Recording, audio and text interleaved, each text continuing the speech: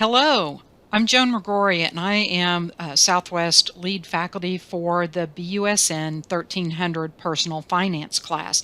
And so I'm here to show you the master copy in PAWS that I maintain for the course that you're going to teach. Now, this is the master for the hybrid copy, hybrid version of the class. If you're teaching a web-assisted class, it's really going to be similar. So let me walk you through it. This is the course homepage. So once you log into PAWS, you're going to come to this page and you see that you have some updates to do. So in the instructor information, if you'll click this drop-down box and click Edit, then please put your name and your preferred contact method. If you have an office location where the students can make an appointment to meet with you, you can put that there.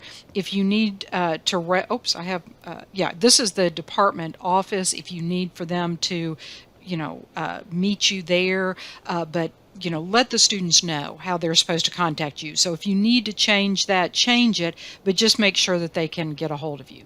As you scroll down a little bit, you're going to see the book information. Notice right away, good news. This is a message to the students. They've already purchased their ebook and their required digital access, which I'm talking about Connect, and I'll explain that separately. So it tells a little bit about the book, and I'm going to leave that to you to look at. What's important for you to know is that the students need to use the ebook.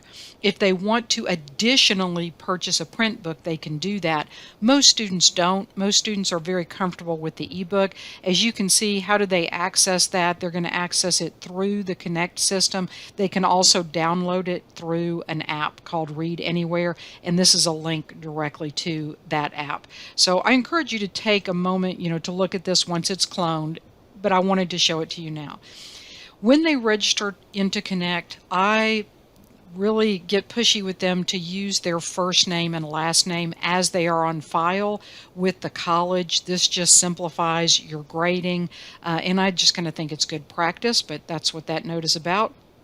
And then finally, as I've mentioned Connect, I like to put a link to their Connect website right here on the home page. I try to put it in multiple places, to tell you the truth. So again, using these drop down boxes, you can click Edit, and I would just replace this with the website that will be part of your particular course. So the way Connect works, very briefly, is I have all the materials for Connect set up for you, but I will push a copy of this course to you. That means you now have this course and the students are going to access it.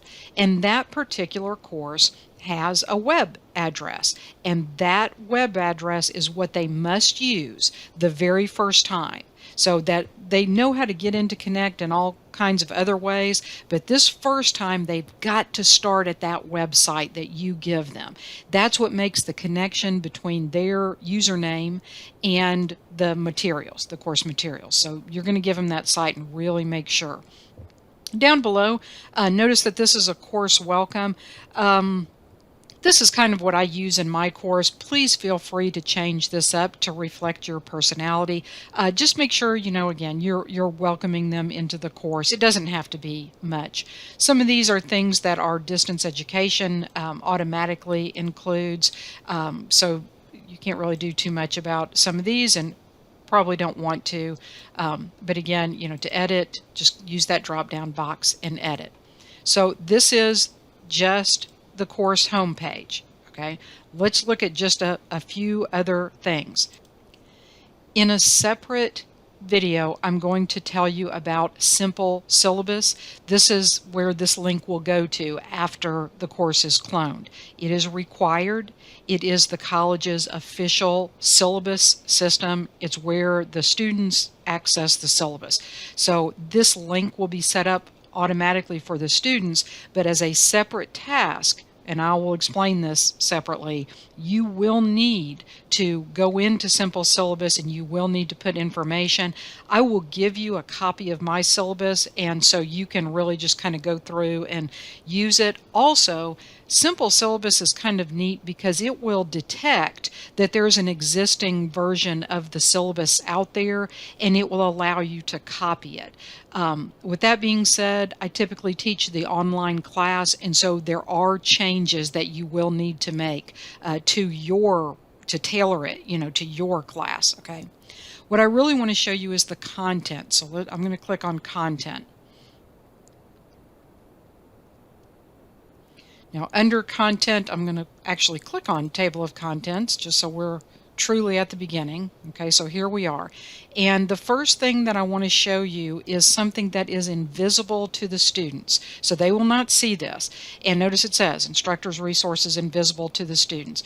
And over here, this is the teacher's resource manual, so I can click that. And I mean, these are Word documents, and these were provided by the publisher. I just wanted to make sure they were available to you. This is some more resources that were provided by the publisher, for teaching a flipped type classroom. I like to use this stuff for activities. So you may find a lot of, notice they're zipped files, but so you'll download those to your computer so you can look at them. The PowerPoints that you'll need, and these are the chapters that we cover. Crossword puzzles along with their solutions. So again, just trying to make things convenient. That might be a fun activity. Solutions manuals, always good to have, right? You never know. Again, for the chapters that we cover. So you have all that information that's only available to you. Now, let me emphasize, when I say it's only available to you, obviously you're going to review things like solutions to crossword puzzles with the students. I mean, obviously. But what would really be bad and unethical would be to share, just directly and blindly give copies of these materials to students. That's not why they're here. And so as faculty, as adjunct faculty, I know you already have these ethics. I just state that point because there have been issues in the past where the materials have been given a little too freely in basically mass distributions. And so please don't do that. Okay, now what will the students see? The students will begin with getting started. And as I clicked that, it jumped up a little bit. There we go. So when the students come to content, they'll begin with this getting started. Now, again, you can tailor some of these things, and I want you to feel free to do that, as long as you are covering the course content. That's the focus, right? So you can click these links to read instructor expectations of students, what the students can expect from the instructor.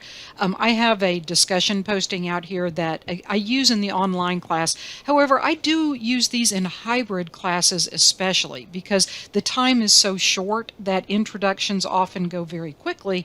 And if they have an introduction that's posted out there, they can go back and look at it. So you can have fun with it, especially if they're at face-to-face. And, if you were going to be a celebrity, what would you be? So again, this drop-down box is always how you kind of get to edit.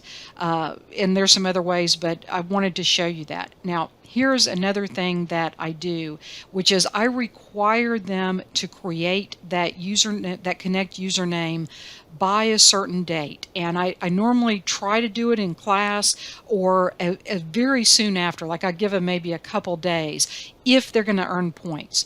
That's to really get them in there and get them started. And remember, they've all purchased access already as part of their course enrollment. Some students struggle with that. They're afraid that they're going to be charged for something. But remember, they paid for that access when they enrolled in the class. So they should not be afraid, encourage them. And the points are a way to encourage them to get in there and get started. So notice that's under graded assignments.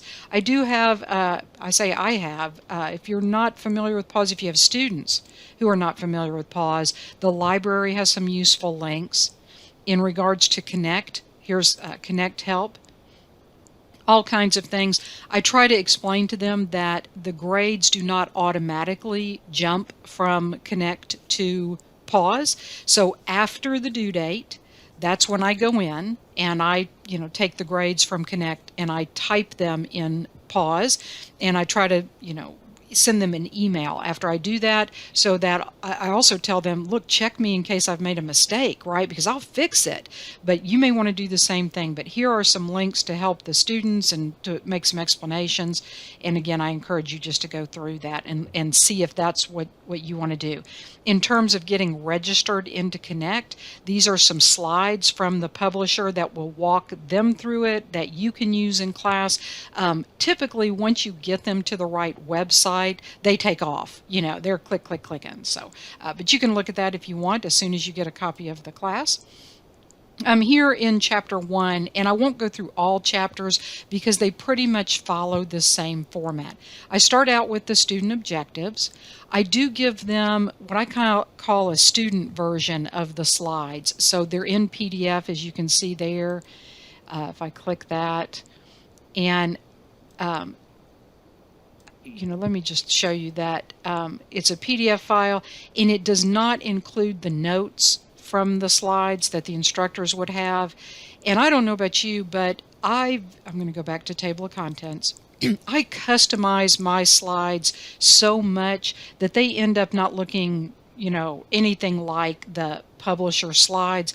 But I do have students who they just feel more comfortable if they have this printed copy of the slides. But once you see Connect, you'll find that they really have so much material in Connect that they're going to have everything that they need. Okay, I've been clicking. I realize I don't mean to disorientate you. I'm still under content. I'm still in this table of contents, and what I've done is I've gone down to chapter 1, which has a subfolder of graded assignments. But here are the resource materials for chapter 1, and what this does is it is simply a reminder. Okay, it's simply a reminder, and it tells them this is an assignment. SmartBook is their book. It is the ebook. How do I get to my ebook? Go to the SmartBook. Now, the SmartBook is also an assignment, and emphasize this to them. So they earn points in the SmartBook when they answer questions. I'm going to explain all this in a separate Connect video, but this will help you get started. There is a video quiz. These videos are key to their success. McGraw-Hill has done an excellent job with videos that demonstrate step by step the skills that they're going to need to solve some problems. There's a test prep quiz, and guess what that helps you do? It helps the students prepare for the test. And then there's an application activity, and you'll see in the sample syllabus that I provide that these can vary and might have different types of matching. There even are simulations, and I love the simulations because and I don't know how many of those I have. I need to look at it again because when I say it's a simulation, it's like a case, but it's an interactive case where they say, this is who you are, and how would you advise someone on this situation, so really great activities. But it's not always a simulation, so it might be a matching activity or something like that. So thus, it's an application activity. They do have 4 assignments every week. The point values you'll see in the syllabus. I will emphasize this is all about learning, and if this seems like a lot of busy work, I promise you it's really not. If they feel a little overloaded, one thing that I sometimes do is with the application activity, I'll say, you know what? Every person is required to complete their own application activity. But if we have a little time left over in class, then you can get together and collaborate, especially if you have computers in the classroom, or you can bring something up on the instructor's computer screen and make it very interactive. They still then have to go do the work, but it should go a little faster on that. Okay, so take a look at those, and I'll just click on Chapter 2 to show you that it's really set up the same. The learning objectives, the slides, and notes, and these really come from McGraw-Hill. So it's just like an outline of the chapter, but that's how each chapter is set up, going back to table of contents. And what you'll see along this left-hand side here is this is the test. So 4 chapters and then a test, chapter 5, 6, 7, and then a test, and so on and so on. And let me just click on this test folder here. So what's in the test folder? I put instructions. I should give you the Word document for this so that you can edit it. I will do that. I'll make that change so that you will see the Word document out there, okay? Really what I do is I just try to emphasize to them key things about the test. The time, you can talk about the number of questions, how many chapters it covers, all those kinds of things. And I do try to emphasize to them that there's 2 pages of instructions, because at the very end here, the key is they should go back and review their results, right? So anyway, so you can look at that, but that's just a little overview of the test. And then of course, how do they get to the test? It's in Connect. So if they click these links, it's going to be the briefest piece of information that just reminds them, go to Connect. Now, here's what you can do that makes it easier for the students. You can put dates on all of these modules. Like if I click on test 1, see up here it says add dates and restrictions. If you want to put, for example, a start date and what is it, a due date, I think that still lets it be accessed afterwards. In that way, it will also display on the PAWS calendar. So you're welcome to do that. The terms are so different, I didn't put those into PAWS. Okay, on the Connect copy, there will be due dates in there, and so you may need to change some of those. But again, I'll address that separately. Now, here are some biggies, big requirements that I need you to know. You'll notice here it says SLO study tool. Okay, it's a practice quiz. Now, I do not give points for this, but I encourage you to tell your students about this, because they can click this link and it's going to open a PAWS quiz. There's, and you can see in November, right? So I do have dates on this. And some of the questions that they will see, not all, but some, are the actual SLO questions. And they will not know which of those questions, okay? I'm not collecting, I don't personally grade this. You can if you want, it's automatically graded. But the scoring, the way it's set up to do the scoring right now, is that it, excuse me, I'm sorry. The way it's set up to do the scoring right now is it'll say, okay, you got 1 point for this question because it was right. Well, now you know that you got the right answer for that question. If you get 0 points, I do not tell them the correct answer, because the goal is you got some studying to do and you've identified an area of weakness. So go back to your smart book and review some of these things. Do some research, find the answer, because that's going to drive home the learning. Now, why is that study tool important? Because as you continue on, do you see here it says SLO test required? I cannot emphasize enough that this test is required for you to give to the students. This test, this SLO test, is, and the instructions will explain this, is something you assign, but otherwise you don't really have a lot of involvement in the test, which I realize can be weird, but we need you to do this. We need your help. If you don't assign it, your students will not take it. If you don't, give some kind of points, and you'll see in the syllabus that I put points on it.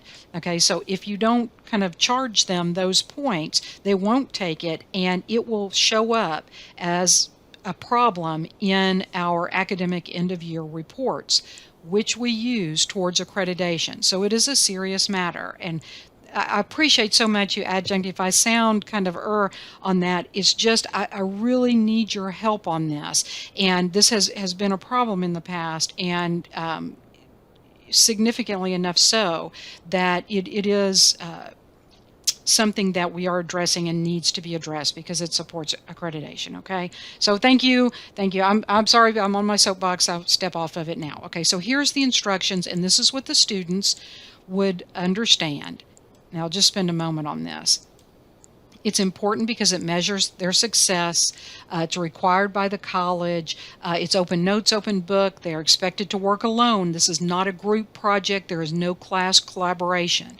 Okay, they log into My Southwest, but they typically rush on into PAWS. They cannot do that. Instead, they're going to look for this icon. Okay, and this is in My Southwest. Then they're going to look for our class name once they click that icon, and it has a password on it, 1234. Obviously, this, you can change that if you'd like. Obviously, this is not a high security password. There's only one purpose to this password. Sometimes students get to clicking so fast that they will open that test and then they'll say to themselves, oh, I didn't mean to do this right now, and they close the browser. Well, as they read these instructions, look how serious I get in these instructions, and you can modify these if you want to. I understand that I may be a little intense here. It says, listen to me. It's imperative that you are on a reliable computer with a reliable internet connection. This is a college test, and your instructor, that's you, that's me, that's everybody, does not have the ability to reset the test or to give you additional attempts. They have one attempt. One. If they open it and they say, oops, and they close it, that was the one attempt. Thus, the password to say they need to be ready. Okay.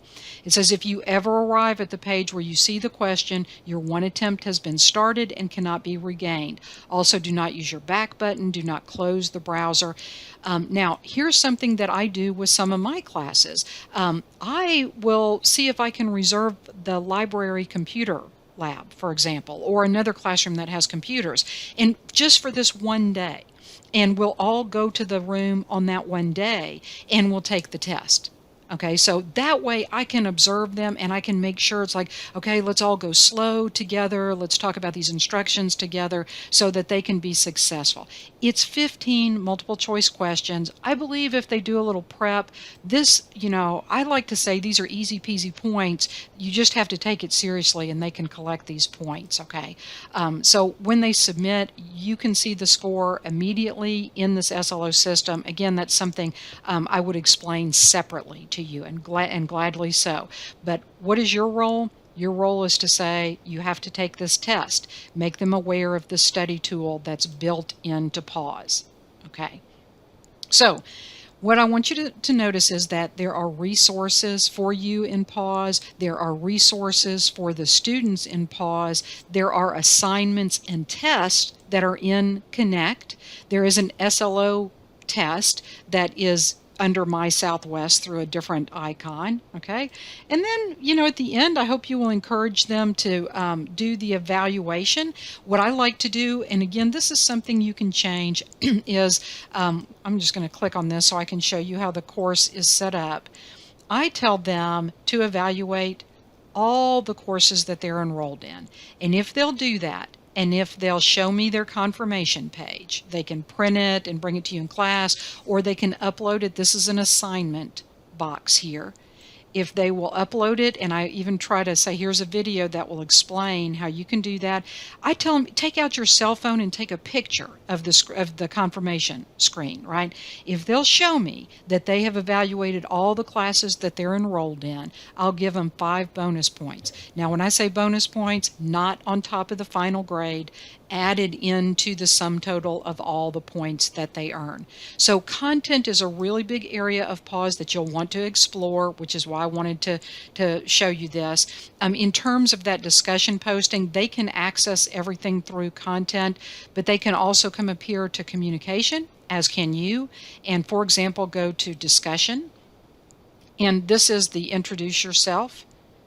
And you can see I've got kind of a generic introduction here. You can, in some due dates on this. Again, here's your editing arrow.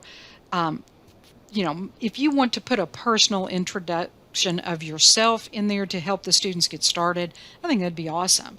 But I'll leave that to you. Under assessment, here's the one of the other things I want to show you. I'm going to go to quizzes. The only quiz that's inside of PAWS is that study tool. Remember, the bulk of their assignments, not all, but the bulk of their assignments are in Connect. But here's that study tool. If you need to change the dates, for example, then you can edit under there, or if you just want to look at it, do that.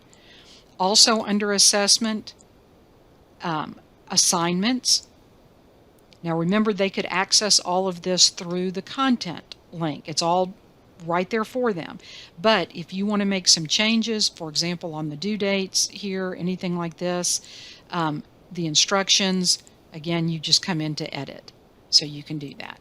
Okay. Finally, I want to show you the grades.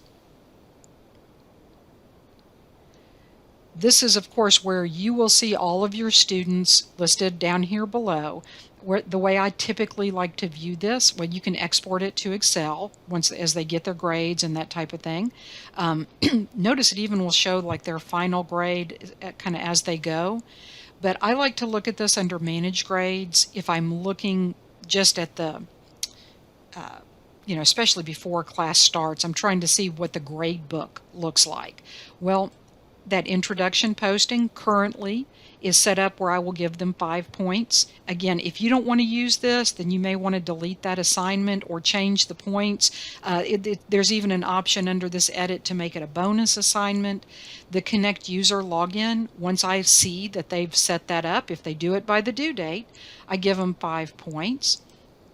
Smart Book, this is where they earn points for this. Now, you will have to come in and enter those grades manually. So what I do after the assignment due date is I go here and I click Edit. Oh, I'm sorry, I said Edit. Cancel. Cancel, I did not mean to click Edit. I click Enter Grades.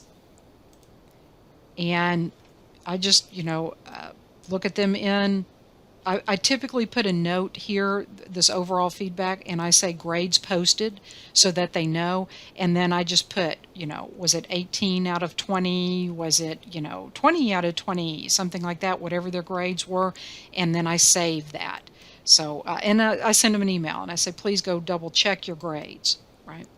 Now, as I look through here, there's a couple other things. Notice that this says 200 points, but 2, 4, 6, 8, 10, 12, 14, 16, 18, 220.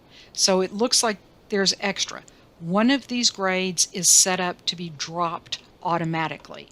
That is also true, and this is all explained in the syllabus, also true for the video quizzes. So you can see them all here. By the way, this is the view that the student usually sees. They see it listed just like this with their score to the side. Okay, there's the test prep. Notice those are 10-point assignments. Again, there's a drop grade in there. Application activities, and then the test. Double check on that, because look at that. There's no drop grade for those tests. So I am having them required, but they're low points because the bulk of their work is in those chapter assignments. Okay, I think that's especially important with something that involves math. Here is, I call it the Slo Quiz. Again, this is that 15-question multiple choice test. Now, you will also have to type these grades in because that system does not automatically put the grades here. I'll show you where you can see those. Here's the SET grades if they earn those bonus points by evaluating all of their classes. Grand total, 755 points. The students can see as you enter their grades, they'll always know where they stand in the course. Plus, one little difference from this instructor view to the student view. I wonder if I can show this. Yeah, let me change to the student view. Oh, this is new. Oh, view as banner student, that's what I want. Okay, so did you see how I did that? I changed to student. So now if I go under assessment and grades, this is how the student sees it. They can download this app, if they want to do that, but this is how they'll see it. They'll see their score. Now I'm glad we did this because here's one more note of caution. This is PAWS telling the student, don't do this assignment because I'm going to drop it. That's how the student interprets that.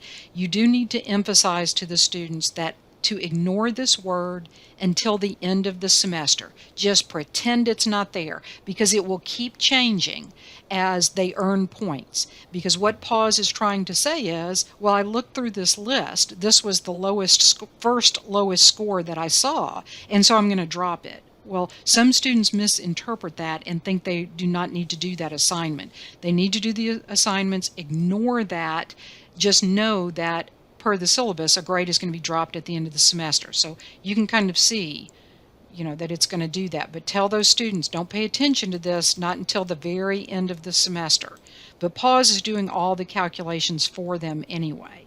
And see how extra credit, it doesn't say out of how many points? Okay.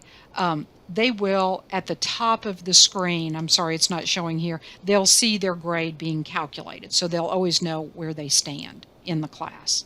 Okay. So that was another kind of good thing. When I'm finished with this, so I've given you a lot of information, a lot of things to look at. This is the gist of the shell I'm providing. I will go over the Connect materials with you next.